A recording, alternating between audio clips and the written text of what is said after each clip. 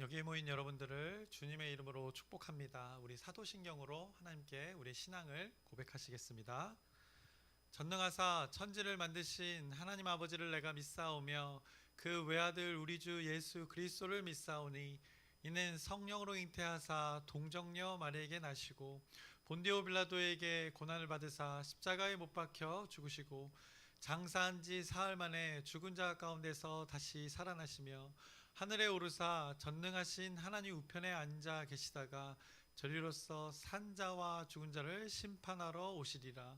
성령을 믿사오며 거룩한 교회와 성도가 서로 교통하는 것과 죄를 사하여 주시는 것과 몸이 다시 사는 것과 영원히 사는 것을 믿사옵나이다. 아멘.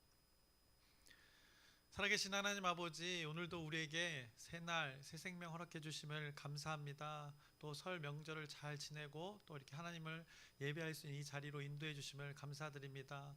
오늘도 어김없이 그 하나님의 은혜에 하나님 나라를 누리며 살아가길 소망합니다. 또 이 예배 시간을 통하여 오직 하나님만 영광 받길 소망합니다. 우리 예배 가운데 함께하여 주시옵시고 또 삶의 예배 가운데 하나님께서 은혜로 자비로 우리를 인도하여 주시옵소서.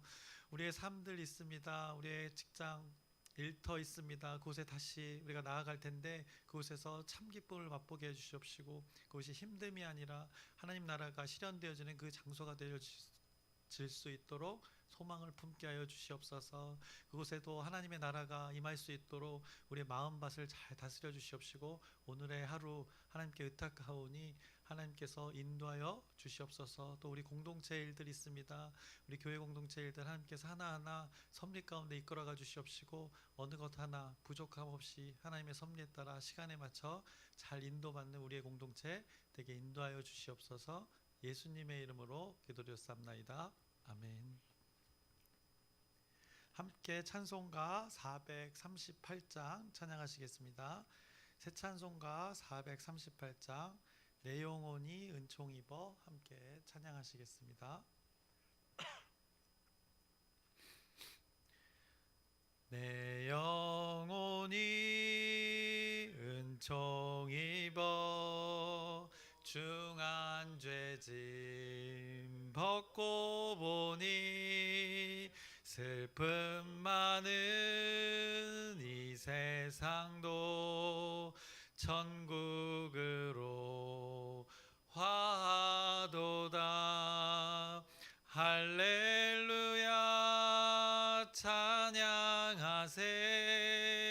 내 모든 죄 사함 받고 주 예수와 동행하니 그 어디나 하늘나라 주의 얼굴 뵙기 전에 멀리 뵈던 하늘나라 내 맘속에 이뤄지니 날로 날로 가깝도다.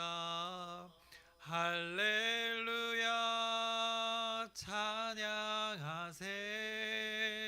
내 모든 죄 사함 받고 주 예수와 동행하니 그 어디나 하늘나라 높은 산이 거친 들이 조막이나 궁궐이나 내 주 예수 모신 곳이 그 어디나 하늘나라 할렐루야 찬양하세.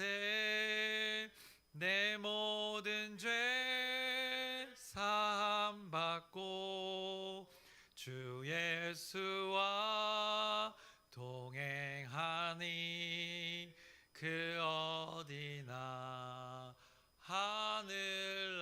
하늘나라. 아멘. 오늘 함께 나누실 말씀은 마태복음 14장 34절부터 15장의 20절까지의 말씀 함께 나누겠습니다. 마태복음 14장 34절부터 15장의 20절까지의 말씀 함께 나누겠습니다. 설 명절 아마 잘 지내셨을 것입니다. 우리가 설 전에 나누었던 그 말씀을 한번 우리가 잠깐 기억해 보자면, 제자들에게 그 걸어오셨던 그 예수님, 그리고 그 예수님을 보고 자신이 평생을 붙들었던 그 배를 뒤로하고 이 풍랑이 일고 있는 그 예수님이 계신 공간으로, 그곳에 함께하고자 믿음으로 베드로가 요청하고 예수님 곁으로 나아갔던 그 베드로에 관한 말씀 우리가 기억해 봅니다. 그래서 우리 인간들에게 마태복음을 마주하는 모든 자들에게 믿음이란 이런 것이다라고 깨우쳐 주셨습니다. 예수님과 함께하는 것, 그리고 그분이 말씀하신 곳에 우리가 머무는 것이 믿음이고, 그때 하나님의 다스림을 경험할 수 있다. 그 풍랑이 아니라 예수님과 함께 계신 물 위가 가장 안전하고 하나님의 다스림이 거하는 곳이다 라고 깨닫게 해주셨습니다. 그래서 오늘 본문의 말씀의 시작인 14장의 그 뒷부분도 믿음에 대한 아주 짤막한 당시의 일들을 전하고 있습니다. 그래서 예수님께서 갈릴리 호수를 이제 건너가시고 게네사렛 땅에 가셨을 때의 일입니다. 그때 이제 많은 병자들이 나와서 병 고침을 받았던 것에 대해서 오늘 14장 뒷부분에 34절부터 36절에 전하고 있습니다. 그래서 그 본문을 보시면, 그들이 건너가 게네사렛 땅에 이르니 그곳 사람들이 예수이신 줄을 알고 그 근방에 두루 통지하여 모든 병자를 예수께 데리고 와서 다만 예수의 옷자락에라도 손을 대게 하시기를 간구하니 손을 대는 자는 다 나음을 얻으니라 라고 그때 당시의 일들을 아주 짤막하게 전하고 있습니다. 결국 무엇을 말하고 있는가? 그 동네 아픈 사람들이 믿었던 것이 그 대상이 있었다는 것입니다. 예수님이라면 충분히 이 자신들의 그 아픈 그 병을 고치실 분이시다라고 그들 동네 사람들이 믿었다라는 것을 성경이 전하고 있는 것입니다. 그 예수님이, 그분이 그런 능력이 있음을 충분히 이렇게 믿었기에 그분이 어떤 약을 주거나 그분이 자신을 만지거나 굳이 어떤 말을 하지 않아도 그분의 옷자락만 만져도 자신의 병이 치유될 것을 그들이 믿었기에, 확신했기에 예수님의 옷의 끝을 만지기를 간청했었던 것을 말씀하고 있는 것입니다. 예수님에 대한 그들의 믿음을 오늘 이렇게 표현하고 있는 것입니다. 이분이면 확실하다라고 확신했기에 예수님이 자신의 동네에 이렇게 오셨을 때 그들이 그렇게 요청했고, 그 요청대로 예수님의 허락이 되어져서 병 고침의 역사를 경험했던 것을 오늘 성경이 전하고 있습니다. 하나님의 다스림을 그들이 경험했음을 오늘 이 마태복음 14장 마지막에 이 일화가 전하고 있는 것입니다. 믿음이 적용되어져서 하나님의 다스림으로 그들이 회복되었다, 이것을 전하고 있는 것입니다. 그래서 이렇게 마태복음은 그 하나님의 나라 천국을 계속 선포하면서 그 천국을 신뢰하며 그 다스림으로 살아가는 자들이 경험하는 그 실제 천국에 대해서 지금 전하고 있는 것입니다. 이들이 죽어서 다 천국을 경험했던 것이 아니라 살아생전에 예수 그리스도를 믿음으로 하나님의 다스림을 경험함으로 천국을 경험하게 되었다, 마태복음은 전하고 있는 것입니다. 그리고 나서 이제 15장의 말씀입니다. 예수님이 선포하신 그 천국을 이렇게 경험하는 자들이 있는가 하면 받아들이지 못한 자들의 모습도 분명히 존재했습니다. 그렇게 받아들이지 못한 자들의 모습도 오늘 15장에 이렇게 전하고 있습니다. 그래서 그 대상이 바리새인들과 서기관들에 대한 그 일부의 또 무리들에 대해서 오늘 15장이 전하고 있습니다. 그래서 1절을 보시면, 15장 1절을 보시면, 그때 바리새인과 서기관들이 예루살렘으로부터 예수께 나와 이르되라고 전하고 있습니다. 그 대상들이 누구였는가? 하나님의 법을 잘 아는 자들이라고 지금 전하고 있는 것입니다. 그들이 멀리서도 왔습니다. 예루살렘에서 예수님이 활동하고 있는 그 무대, 갈릴리 그 무대로 왔던 것입니다. 예수님의 실체를 확인하고자 또 다른 이렇게 무리들이 온 것입니다. 그 무리들 여전히 예수님의 존재를 부정합니다. 2절을 보시면, 당신의 제자들이 어찌하여 장로들의 전통을 범하나이까? 떡 먹을 때 손을 씻지 아니하나이다 라고 지적을 하는 것입니다. 그 당시에 이들은 손을 씻는 것, 청결함보다 이 정결의 문제였던 것입니다. 그들의 전통 가운데 이 손을 씻는 것 정결함으로 여겼던 것입니다. 그런데 제자들이 그런 정결 전통을 지키지 않는다 지적하는 것입니다. 그들의 관점에서 지금 예수님의 무리를 지적하는 것입니다. 그래서 자기의 기준으로 이 하나님이신 예수님을 판단하고 있음을 지금 2절에 전하고 있는 것입니다. 이에 예수님이 이렇게 전하고 있습니다. 3절입니다.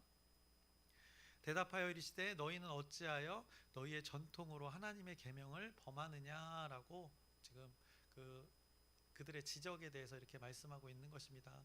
지금 너네가 주장하는 바는 하나님의 말씀의 기준이 아니다라는 것입니다. 하나님의 말씀을 가지고 그들이 해석한 그들의 전통에 관한 것인데 그 전통이 어떻게 되는가 마치 지적하는 그 어떤 기준이 되어버렸다는 것, 변질되어서 사람에게 책망하는 그 기준이 되어진 것에 대해서 지금 지적하고 있는 것입니다. 책망하고 계신 것입니다. 지금 너희들이 하나님의 일에 대해서 판단하고 있다. 지금 예수님이 3절로 대답을 해주신 것입니다. 그러면서 이제 그들의 전통 가운데 유대인들의 전통 가운데 이 고르반이라는 전통에 대해서 언급하시면서 이 변질된 전통에 대한 책망을 또 이렇게 말씀하시고 또 오늘 말씀에 등장한 그 바리새인들과 서기관들의 무리들의 변질에 대해서 책망을 하십니다. 그래서 고르반 전통 그들이 만들어낸 전통에 대해서 4절부터 6절에 전하고 있습니다.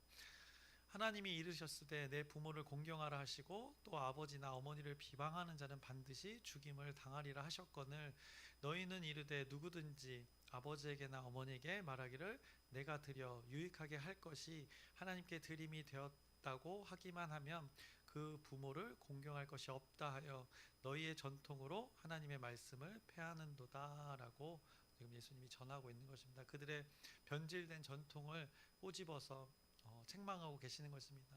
그래서 고르반 그들이 신념처럼 믿었던 그 고르반 전통에 대해서 변질된 전통에 대해서 지적하시는 것입니다. 당시에 유대인들이 자신의 그 소유물을 하나님께 바쳤다고 이렇게 서약을 하면 그 소유물을 다른 용도로 사용할 수 없게 하는 그런 전통이 있었습니다. 그렇게 자신의 소유를 하나님께 드림을 통해서 어떻게 보면 자신의 신앙을 고백하는 것인데 이것을 했다는 이유로 부모 공경을 하는 일을 간과했던 것입니다. 나는 하나님께 이렇게 했으니까 부모님도 함께 섬긴 것이다 라고 한마디로 이렇게 퉁 쳤던 것입니다. 예나 지금이나 마찬가지입니다. 부모 공경을 위해서는 실질적으로 발 마사지를 하든 물질을 써야 하는 것입니다. 우리가 엊그제 명절도 보내는데 이렇게 부모님이나 만나게 되면 용돈도 드리고 맛있는 음식도 사드리고 하는 것입니다. 그것이 규칙이어서가 아니라 부모님을 사랑하고 공경하는 마음이 이렇게 물질에 담아서 우리가 행동으로 하는 것입니다. 그런데 예수님 당시에 그 하나님을 믿는 자들이 이 하나님께 헌금을 하고서는 그것 때문에 부모님께는 전혀 아무것도 하지 않는 이 일들 퉁치자 이것의 논리로 부모님에게는 어떤 실질적인 공경을 하지 않았던 것을 예수님께서 꼬집으셨던 것입니다. 하나님을 믿는다고 하면서 보이지 않는 하나님에게는 열심히 하나 보이는 가장 가까이 있는 이 가족들에게는 소홀히 하는 어떻게 보면 신앙이 무엇인지 모르는 사람들에게 진정한 신앙이 무엇인지를 깨닫게 하는 그 하나님의 말씀입니다. 그리고 예수님이 말씀하셨듯이 부모를 공경해야 그 율법에도 분명히 있기에 그것을 하는 것이 당연한데 그들은 자신들이 만들어낸 전통으로 부모 공경하지 않는 것 하나님의 법을 벗어난 것이다 라고 예수님께서 이렇게 깨우쳐 주셨던 것입니다. 그렇게 그들의 왜곡된 전통이 어디까지 갔는가 6절에 잘 말해주고 있습니다. 아까도 읽었지만 그 부모를 공경할 것이 없다 하여 그들이 그렇게까지 했던 것입니다. 하나님께 드림을 통해서 부모를 공경할 것이 없다까지 갔던 그 변질된 그들의 전통에 대해서 예수님이 꼬집으셨던 것입니다. 그래서 예수님이 그들을 깨우치시는 것입니다. 그래서 7절부터 9절의 말씀을 보시면 외식하는 자들아 이사야가 너희에 관하여 잘 예언하였도다 일렀으되 이 백성이 입술로는 나를 공경하되 마음은 내게서 멀도다. 사람의 계명으로 교훈을 삼아 가르치니 나를 헛되이 경배하는도다 하였느니라 하시고 라고 전하고 있습니다. 9절에 사람의 계명으로 교훈을 삼아 가르친다라고 합니다. 그들이 하나님의 법을 가르치는 자들입니다. 하나님의 법을 잘 누구보다 사랑하는 자들이고 잘 지키는 자들이라고 하는데 사람의 계명으로 지금 예수님을 판단하고 사람들을 가르쳤던 건 예수님께서 지적하시는 것입니다. 사람이 만든 전통을 목숨 걸고 지켰던 것입니다. 오히려 그래서 하나님의 기준, 하나님이 일찍이 십계명으로 주셨던 부모 공경하라는 것, 그것은 사라졌다는 것입니다. 그래서 입술로만 그들이 하나님의 법을 지킨다, 부모님을 공경한다 했던 것입니다. 그래서 마음이 하나도 그들 가운데 하나님의 마음이 없었던 것을 지적하시는 것입니다. 그것을 통해 지금 헛되이 경배하고 있다라고 예수님이 말씀하시는 것입니다. 왜냐하면 결국에는 자신들의 편의대로, 자신들의 기준대로 이 하나님의 말씀을 변질시키고 왜곡시키고 있었기 때문이라는 것입니다. 하나님을 예배하는 것과 부모님을 공경하는 것 둘이 떨어져 있을 것의 성질이 아닌 것입니다.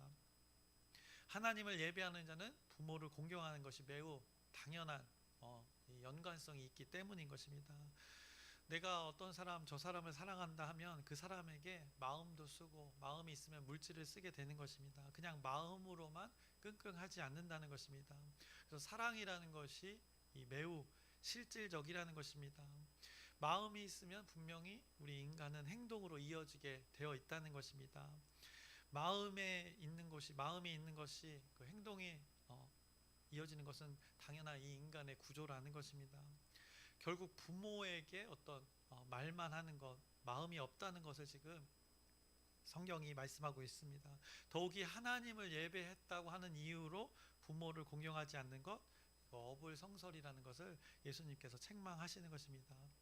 그래서 그런 자들에게 깨달으라 말씀하시면서 이제 오늘 본문의 10절부터 11절에 이렇게 말씀하십니다. 무리를 불러 이르시되 듣고 깨달으라. 입으로 들어가는 것이 사람을 더럽게 하는 것이 아니라 입에서 나오는 그것이 사람을 더럽게 하는 것이니라 라고 말씀하십니다. 그 방향성에 대해서 예수님이 말씀하십니다. 이것에 대한 비유를 제자들이 잘 이해하지 못했습니다. 그래서 예수님께 이것에 대해서 해석해 주기를 그들이 원했습니다. 그래서 15절부터 20절에 말씀합니다. 베드로가 대답하여 이르되 이 비유를 우리에게 설명하여 주옵소서. 예수께서 이르시되 너희가 아직까지 깨달음이 없느냐? 입으로 들어가는 모든 것은 배로 들어가서 뒤로 내버려진 줄 알지 못하느냐? 입에서 나오는 것들은 마음에서 나오나니 이것이야말로 사람을 더럽게 하느니라.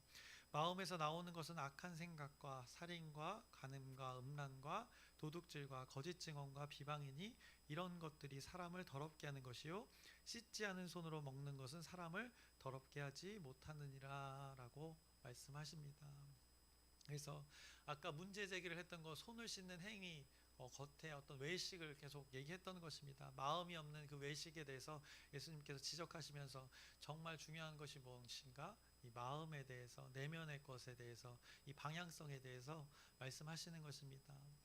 결국 오늘 말씀을 통해서 신앙이라는 것 무엇인가, 믿는 것이 무엇인가, 하나님을 믿는다는 것이 무엇인가, 결국 인간의 이 마음에서, 내면에서 시작되어서 외면으로 이렇게 나타나는 것, 그것이 진정한 그 신앙이다라고 예수님이 깨닫게 하시는 것입니다. 그 방향성과 그 하나님 나라가 이루어지는 그 믿음과의 연관성에서 그 섭리를 말씀해 주고 있는 것입니다. 오늘 처음에 시작에 바리새인들과 서기관들이 주장했던 건 손을 씻는 문제를 제기했습니다. 그렇게 시작했습니다. 그들의 전통에 의하면 손 씻는 것, 이 정결함의 문제이기에 매우 중요한 것이다 언급하면서 제자들의 무리가 이 행위를 하지 않았음을 지적했습니다. 그런데 정작 어떤 정결의 문제를 그들은 간과했는가? 예수님이 그들의 전통을 지적했습니다. 바로 이 고르반. 이 땅에서 살면서 가장 어떻게 보면 중요한 관계가 될 수 있습니다. 혈연의 관계, 이 부모님과의 관계에서 전혀 하나님 관계가 이루어지지 않음, 하나님의 그 다스림이 이루어지지 않음을 지적하셨던 것입니다. 손은 씻으나 정말 이루어져야 될 관계, 부모님과의 관계에서 그 부모 공경의 관계가 이루어지지 않는 그들의 왜곡된, 변질된 그 관계의 모습을 실제 삶에서 이루어지지 않는 하나님의 다스림에 대해서 예수님께서 지적하셨던 것입니다. 하나님의 법을 잘 지킨다고 하면서 부모 공경에 어떻게 보면 더 중요한 것, 그것을 이들이 간과하고 있었던 것입니다. 말로만 하고 있었던 것입니다. 남들 앞에서 정결하다는 것을, 스스로 정결하다는 것을 입증하기 위해서 손은 깨끗이 씻었으면서 부모님 공경은 입으로만 하고 있었다는 것, 그렇게 자신들의 부패한 마음을 씻는 것은 전혀 하고 있지 않았던 것을 오늘 예수님이 지적했던 것입니다. 마치 이런 것입니다. 우리가 교회 봉사를 열심히 합니다. 여기는 다 열심히 하시는 분들인데 청소를 열심히 하는 것입니다. 복도도 닦고 주일에 식사 준비도 우리가 열심히 합니다. 그런데 그것을 할 때 우리의 마음이 어떤가를 잘 살펴봤으면 좋겠습니다. 저도 이런 과정 청소하면서 수없이 많이 겪습니다. 내가 교회를 섬겨서 기쁜 것이 아니라 다른 마음이 존재할 때가 있는 것입니다. 어떨 때는 왜 나만 열심히 하는가 생각되어집니다. 왜 저 형제 저 자매는 이 구경만 하고 있는가. 교회를 위해 아주 귀중한 섬기는 일을 하면서도 이 행동과는 다르게 우리의 마음이 어떠한가를 이 말씀을 통해서 한번 잘 살펴보시길 바랍니다. 오히려 교회 교회 공동체를 위해서 섬기면서 오히려 형제자매를 미워하는 마음이 우리 가운데 존재할 때가 있다는 것입니다. 봉사를 안 하는 그 형제자매 향한 불평과 불만이 우리 마음속에 하나님을 위한다고 하면서 봉사를 하면서 그 마음이 가득할 때가 있는 것이 우리들의 마음인 것입니다. 그들을 보면서 물론 우리가 속 터질 수는 있습니다. 그 마음 충분히 이해하지만 그때 내가 품었던 속 터지는 그 마음이 오늘 등장한 이 바리새인들의 마음이 아닌지는 잘 살펴봐야 할 것입니다. 그때 우리들의 마음을 살펴보면 나는 지금 봉사를 하고 있다는 것입니다. 나는 이렇게 뼈 빠지게 섬기고 있다는 것입니다. 그런데 결국 우리가 그거 하는 건 누구를 위해서 합니까? 가장 먼저는 이 하나님을 위해서 우리가 하는 것입니다. 그것은 모두에게 전제된 공통점일 것입니다. 그리고는 우리가 또 누구를 위해서 그렇게 합니까? 준비한 그 식사를 먹을 성도들을 위해서 하는 것입니다. 우리 형제자매를 위해서 하는 것입니다. 또 이 공간을 함께 사용할 그 형제자매들을 위해서 우리가 하는 것입니다. 우리의 지체이고 우리 가족이 사용할 공간, 그들을 위한 것인데도 우리의 마음속에는 또 이런 마음을 품고 우리가 하나님의 일이라 하는 경우가 종종 있다는 것입니다. 그래서 그런 행위로, 봉사하는 것으로, 이 행위로 하나님의 말씀에 순종이 될 수 없는 것을 우리의 일상에서 찾아본 것입니다. 어떤 마음으로 봉사냐에 따라 그 온전한 순종과 그렇지 않은 것으로 이렇게 연결되어질 수도 있다는 것을 우리가 어떻게 보면 잘 생각해 보시길 바랍니다. 우리가 외형의 봉사로 교회를 사랑한다 이렇게 하지만 우리의 내면의 마음은 어떻게 보면 형제자매 불평과 불만의 마음이 있다면 그거는 어떻게 온전한 봉사가 되어지지 않을 수 있다는 것을 우리가 한번 우리의 모습을 돌아보셨으면 좋겠습니다. 그래서 오늘 예수님이 말씀하신 것입니다. 마음에서 나오는 것이 사람을 더럽게 할 수 있다, 더럽게 한다라고 말씀하는 것입니다. 결국 환경의 문제가 아니라는 것입니다. 일이 많고 적음의 문제가 아니라는 것입니다. 일의 종류가 이 문제가 아니라는 것입니다. 우리가 무엇을 하든 우리의 마음이 얼마나 중요한지를 예수님은 지금 말씀하고 계시는 것입니다. 우리의 마음이 무엇의 다스림을 받고 있는가가 얼마나 중요한지를 예수님께서 깨닫게 하는 것입니다. 우리의 마음이 무엇에 지배당하고 있는가, 이것이 이 세상의 흐름, 우리의 일상의 흐름을 완전히 결정지을 수 있다 말씀하는 것입니다. 우리가 남은 볼 수 없는 우리 마음에서 각자의 마음 속에서 결정되어진 이 하나님 다스림의 그 결정이 우리의 가정을 변화시킬 수 있고 또 우리 공동체를 변화시킬 수 있고 더 나아가서 우리 지역, 그게 확장되어지면 그 한 사람 한 사람이 모이게 되면 이 나라가 변화를 받게 되는 이 중요한 하나하나의 결정이 되기 때문인 것입니다. 그래서 우리 내면에서의 이 중요한 하나의 선택이 우리 외부의 모든 것을 결정짓는 아주 중요한 요소가 됨을 오늘 예수님이 깨닫게 하시는 것입니다. 그래서 잘못된 기준으로 잘못된 판단으로 선택하며 결정되는 것, 그것도 비유로 말씀해 주셨습니다. 만약에 그렇게 될 경우 어떤 상황인가? 오늘 14절에 보시면 그냥 두라, 그들은 맹인이 되어 맹인을 인도하는 자로다. 만일 맹인이 맹인을 인도한다면 둘이 다 구덩이에 빠지리라 하시니, 하나님의 다스림으로 마음에 선택하지 않은 것, 결국 이런 결정들이 되어진다 말씀합니다. 그리고 19절부터 20절에 우리가 아까도 읽었지만 그 마음에서 하나님의 다스림 없이 선택하는 것, 그 악한 생각과 살인과 간음, 음란과 도둑질과 거짓 증언, 비방 이런 것 마음속에서 시작되어진다는 것입니다. 하나님의 다스림이 없으면 이 맹인이 맹인을 인도하는 것에 예로 이런 우리의 마음 상태를 성경이 말씀해주고 있습니다. 결국 문제 제기는 손 씻는 것을 얘기했는데 예수님이 말씀하시는 것 우리의 내면을 깨끗이 씻어야 함을 말씀하시는 것입니다. 서기관들과 바리새인들의 그 문제 제기는 육체의 손을 씻는 것으로 시작했습니다. 외면의 것에 외식에 집중했습니다. 그런데 사람이라는 것 하나님과의 관계에 어떻게 구조가 이루어지는가? 예수님께서는 그게 중요한 게 아니라 너희들 내면을 씻는 것이 중요하다 이렇게 말씀하셨던 것입니다. 그래서 진정한 그 정결함이 무엇인지를 말씀하셨습니다. 우리의 마음이 무엇에 다스려지는가가 아주 중요하다. 그것이 정결함으로 이어진다 말씀하신 것입니다. 우리의 내면 마음이라는 공간이 무엇의 지배를 당해야 하는가? 사람이 이 하나님 나라에 거하는 그 방식과 섭리를 이렇게 깨닫게 하시는 것입니다. 예레미야 17장 9절에도 우리의 마음 하나님의 다스림이 없으면 이렇다 말씀합니다. 만물보다 거짓되고 심히 부패한 것은 마음이라 누가 능히 이를 알리오마는이라고 표현했던 것입니다. 하나님 다스림이 없는 상태 이렇게 될 수밖에 없다는 것입니다. 그래서 예수님이 공생애를 시작하면서 대전제를 선포했던 건 무엇이었습니까? 먼저 그 대전제를 선포했습니다. 회개하라 천국이 가까이 왔다는 것입니다. 이 선포 무엇입니까? 너희들의 그 부패한 마음 그것을 돌이켜야 하나님의 다스림 속에 천국을 경험할 수 있다라고 예수님이 대전제를 선포하고 끊임없이 그 비유로 계속 깨닫게 하신 것입니다. 우리 인간들의 마음이 예수님이 가르쳐 주신 그 수많은 가르침으로 다스림을 받아야 함을 계속해서 알려주셨던 것입니다. 그래서 산 위에서 산상수훈으로 알려주셨던 것, 마음에 관한 것 다 알려주셨으면 내면에 관한 것 그것을 계속 가르쳐 주셨던 것입니다. 어떤 외형의 행동의 방식을 알려주셨던 것이 아니라 마음의 것, 어떻게 살아가는 천국을 소유할 수 있는 자, 천국을 사는 자의 그 마음의 상태가 어때야 되는지를 예수님께서 먼저 일찍이 그렇게 계속해서 알려주셨던 것입니다. 그래서 손을 씻는 행동이 우선이 아니라 마음을 씻는 그 내면의 하나님의 다스림이 우선이라는 것을 예수님이 오늘도 선포하시는 것입니다.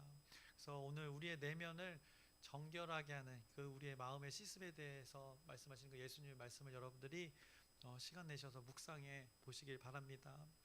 그래서 오늘 나의 마음은 무엇에 지배당하고 있는가 여러분 스스로에게 질문해 보시길 바랍니다. 나의 마음이 무엇에 관심을 그럼 가지고 있는가? 내가 마음을 쓰는 것이 무엇인가 질문해 보시고 예수님의 가르침에 답해 보시길 바랍니다. 그래서 우리의 마음에 하나님의 다스림이 있기를 간절히 구해 봅니다.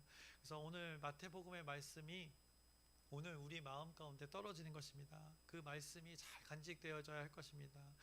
우리의 마음에서 그 시작된 하나님의 말씀이 우리의 삶의 구석구석을 하나님의 말씀으로 이렇게 물들어 가게 할 것입니다. 여러분 마음 가운데 오늘 떨어진 말씀이 잘 심겨지면 그것이 잘 자라서 또 누군가에게 영향력을 줄 것입니다. 그 잘 자라면 그 열매를 통해서 그들이 또 열매를 맛보게 되고 점점 하나님의 나라가 확장되어져 가는 것입니다. 그래서 여러분의 가정 가운데 여러분의 일터 가운데 이 하나님의 나라가 경험되어지기를 주님의 이름으로 축원합니다. 기도하겠습니다. 살아계신 하나님 아버지 오늘도 하나님께서 우리에게 말씀을 주셨습니다. 이 말씀을 잘 간직하길 소망합니다.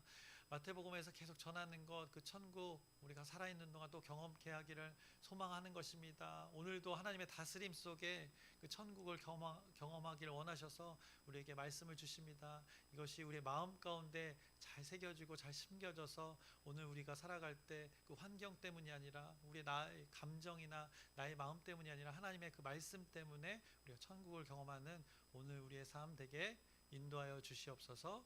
예수님의 이름으로 기도드렸사옵나이다. 아멘.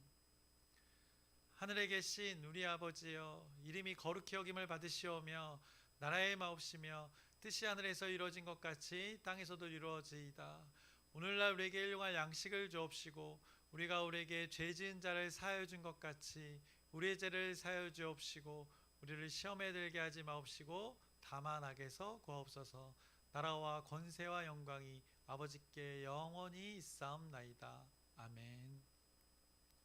우리 기도 제목 나누고 함께 기도하겠습니다. 우리 첫 번째로 계속해서 기도하는 제목, 우리 공동체에게 주신 기도 제목 변화입니다. 우리 새 사람을 입히시겠다고 하나님께서 작정하셨습니다. 그것을 기대하면서 소망하면서 이 변화를 위해서 우리 공동체, 우리 가정, 우리 한 사람 한 사람의 마음, 그것을 기억하면서 기도 부탁드립니다. 그리고 우리가 다시 이제 연휴가 끝나고 일터로 대부분이 이제 복귀하는데 그곳에서도 하나님 나라를 경험하기 소망합니다. 오늘 이 말씀을 기억하면서 하나님의 말씀이 우리에게 떨어진 것입니다. 우리 내면을 마음에서부터 시작되는 것이라 예수님께서 말씀해 주십니다. 그 마음 가운데 무엇이 있어야 되는지 결국엔 하나님의 그 다스림이 있어야 됨을 기억하게 합니다. 이 하나님의 다스림이 오늘 여러분의 일터에, 여러분 마음 가운데, 여러분의 가정에, 우리 공동체에 있기를 소망하면서 우리 주여 크게 한번 부르짖고 함께 기도하시겠습니다. 주여!